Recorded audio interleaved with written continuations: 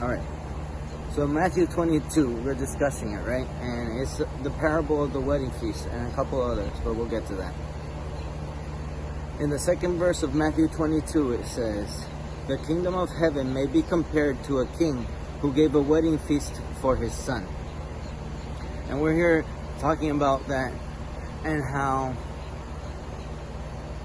it's exactly that. It's being the kingdom of heaven is being compared to a wedding feast. So the king starts inviting everybody, just like God invites us to accept him in his heart and be part of his kingdom. And what were you saying? We can cut it later. Alright, I was saying that, like, since we have free will, that it's our decision to come or not. Exactly. So he keeps inviting people, and people just don't come. I don't know why. And I mean, he doesn't lose hope. Definitely, he sends more people. Go out there and gather a bunch of people, no matter who, good, bad, doesn't matter. They're all invited. Just invite everyone that wants to come. So a bunch of people came, and the king was having a great time. You know, he was enjoying how many people came. But then he noticed somebody who wasn't wearing a proper wedding garment. And he was like, you know what? Why are you here?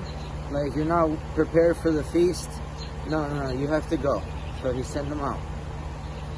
And that to me speaks to me that if we choose to go where God is inviting us, then we have to dress appropriately, dress for the occasion. You know, if we choose to allow God in our heart, we have to put on the mantle of the Holy Spirit, put on the mantle of Jesus Christ, you know, bear that cross with him. And we have to stay true to the relationship that we build with God. Okay. So then, after that parable comes the parable of paying taxes. One of my favorite verses in here is that to God what is of God and to Caesar what is of Caesar. I can never remember which one it is, but it's here in this chapter.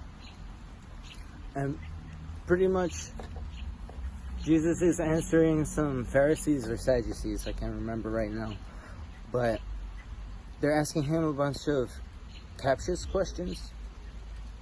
And he's very wise, and he wants to be true to the scriptures.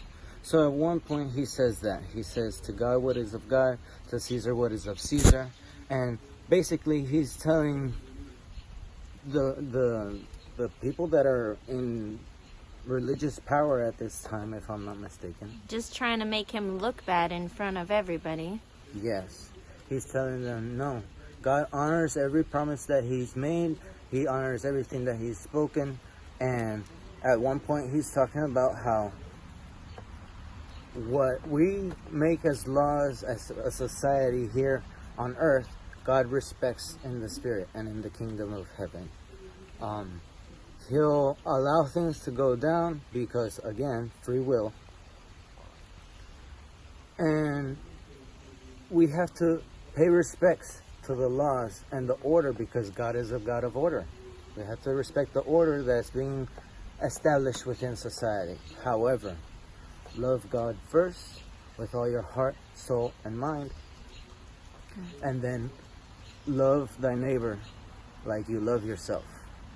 It's funny that they chose a marriage to make the comparison, because it's kind of like that. It's kind of like a marriage. I mean, you promise to give yourself to this person entirely, and you have a lifetime of being that person that you promised, that following through, being there Which for is that. hard so many times. How many times do marriages have to fight it out, figure it out, try and listen to each other? You know, it's hard to rely completely on somebody else. You know, it's hard to trust that way that you have to have with faith, you know, blindly, like whatever. yeah, we're working at this together because God never leaves you alone. That, you know, you just gotta keep on fighting the good fight. So, thank you for your time with us. Thank you to my little sister for joining me in this video. It's really a blessing to be able to be here with family right before Mother's Day. Surprise! So, thank you guys for watching, and I hope I can bring another good discussion in the future. Have a blessed night.